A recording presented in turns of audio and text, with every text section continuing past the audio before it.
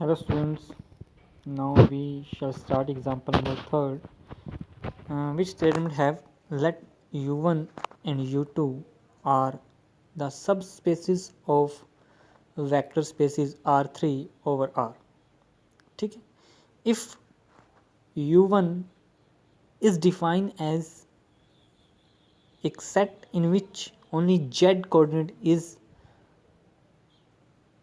have other two coordinate x and y are 0, that means एक ऐसी collection u1 is equal to set की notation first coordinate and second coordinate zero होगा, third coordinate आपके पास कोई भी real number होगा एक ट्रिपलेट के अंदर, और u2 के अंदर फर्स्ट और थर्ड कोऑर्डिनेट सेम, जो फर्स्ट कोऑर्डिनेट होगा वही थर्ड कोऑर्डिनेट होगा एंड सेकंड कोऑर्डिनेट डिफरेंट दोनों में से कोई real number where x and y belong to real, that is u2 is defined and u2 is equal to x y x such that x और y दोनों real number.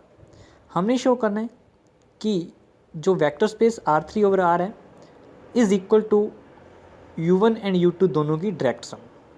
ठीक है, ये plus का निशान है अंडर सर्कल, इसे आप बोलते हो direct sum. u1 and u2 का डायरेक्ट सम R3 बनेगा। तो देखते हैं, लेट हमें जो एलिमेंट्स होंगे R3 ओवर R के ऊपर, R3 में से कोई भी एलिमेंट उठाएंगे वो पक्का ट्रिपलेट टाइप का होगा क्योंकि R3 की डायमेंशन 3 होती है। तो वी किस टाइप का एलिमेंट होगा, एक्स वाई जेड टाइप का, such that belong to R3। Then x y z को हम लिख सकते हैं इस वे से कि 0,0 जेड माइनस एक्स, क्योंकि जो u1 में एलिमेंट किस टाइप का होंगे, पहले दो कोऑर्डिनेट जीरो होने चाहिए। ठीक है, और जेड थर्ड कोऑर्डिनेट को आपको जेड माइनस एक्स से लिया, अगर जेड और एक्स रियल है तो पक्का आपके पास जेड माइनस एक्स भी रियल नंबर मिलेगा, plus x y x, that means u2 के अंदर एलिमेंट कैसे होंगे, फर्स्ट और थर्ड एलिमेंट सेम होना चाहिए, वो हमने सेम रखा एक्स और एक्स। सेकंड एलिमेंट वाई, तो आपके पास लेफ्ट हैंड साइड मिली एक्स वाई जेड। तो हेयर जो आपके पास फर्स्ट एलिमेंट है वो u1 का एलिमेंट है, 0,0 जेड माइनस एक्स वो u2 का एलिमेंट है, and x y x u2 का एलिमेंट है।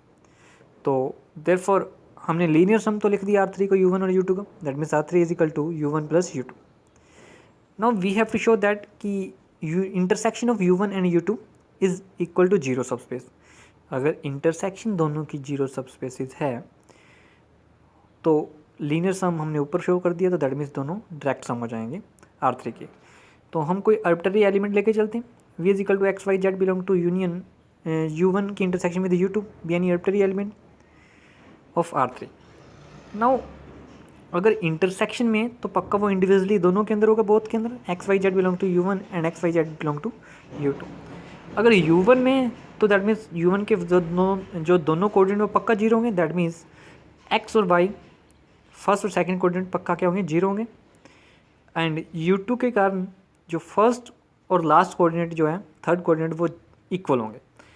तो x जीरो और y zero, x equal to zero y equal to zero वो u1 के कारण है, एक्स इजिकल टू जेड वो u2 के कारण है। अब x जीरो है तो जेड भी जीरो होगा, दैट मीन्स एक्स भी जीरो वाई भी जीरो जेड भी जीरो, तो v आपके पास किस टाइप का एलिमेंट हो गया, 0 0 0। तो v हमने कोई आर्बिट्ररी एलिमेंट उठाया था, वो आपके पास 0 0 दैट मीन्स हर एलिमेंट 0 0 होगा, तो u1 इंटरसेक्शन u2 आपके पास जीरो सबस्पेस होगा। नाउ अब इंटरसेक्शन भी जीरो सबस्पेस आ गई और दोनों का जो सम है लीनियर सम फॉर्म करा है वो R3 के इक्वल है, तो दैट मीन्स हम जानते हैं कि डायरेक्ट सम होने के लिए ये दो कंडीशन अगर सेटिस्फाई हो जाए, एक लीनियर सम हो जाए और दूसरा इंटरसेक्शन जीरो सबस्पेस है, तो वो डायरेक्ट सम फॉर्म कर देते हैं। तो इम्प्लाइज दैट जो आपके पास R3 है is equal to direct sum of u1 and u2। Next example number 4 start करते हैं। Let V be a vector space of n cross n matrix over the field R, W1 and W2 be the subspaces है V के of symmetric and skew-symmetric matrix of order n respectively. Show that V is direct sum of W1 and W2, that means V is equal to W1 direct sum with W2 के साथ, ये हमने show करना है। W1 आपको set of all matrix which is symmetric है, W2 आपके पास set of all the matrix which are skew-symmetric।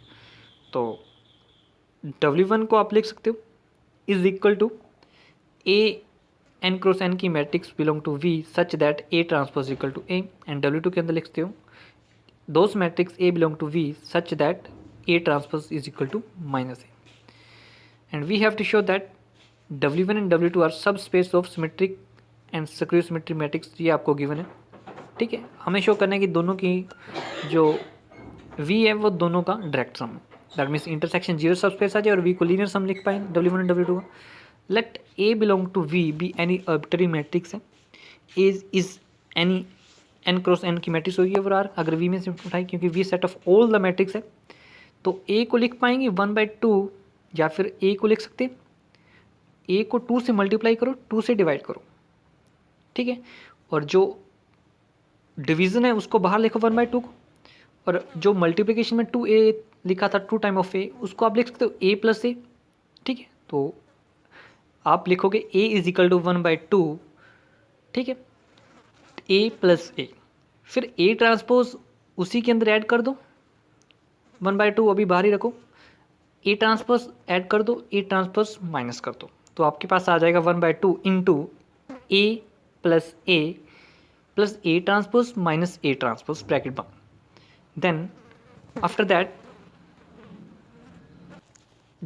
हम क्या करेंगे, 1/2 अगेन बाहर रखेंगे, A और A ट्रांसपोज को अलग एक ब्रैकेट के अंदर बंद कर देंगे और A माइनस A ट्रांसपोज को अलग, और 1/2 दोनों के ऊपर अप्लाई कर देंगे, 1/2 A प्लस A ट्रांसपोज फिर plus 1/2 A minus A transpose. जो आपके पास A ट्रांसपोज A की प्रॉपर्टी है वो शो करता है ट्रांसपोज ऑफ मैट्रिक्स A।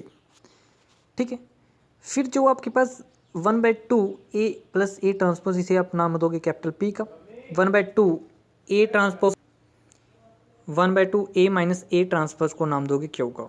ठीक है, तो दैट मीन्स आपने लिख लिया A को is equal to P plus Q की फॉर्म के अंदर। ठीक है, अब P मैट्रिक्स है जो आपके पास 1/2 A प्लस A ट्रांसपोज का आप ट्रांसपोज करोगे, that means P transpose is equal to 1/2 A plus A transpose का होल ट्रांसपोज।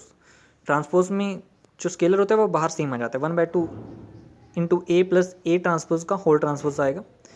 तो अब 1/2 A transpose plus A transpose का होल ट्रांसपोज करोगे तो आपके पास क्या आएगा, A का ट्रांसपोज प्लस A ट्रांसपोज। ठीक है, ट्रांसपोज का ट्रांसपोज आप करोगे तो वो आपके पास आएगा A, मैट्रिक्स मिलेगी सेम, तो आप लिख पाओगे 1/2 A प्लस A ट्रांसपोज, वो आपके पास आ गया मैट्रिक्स P। तो P transpose equal to P, that means P is symmetric matrix आ गया आपके पास।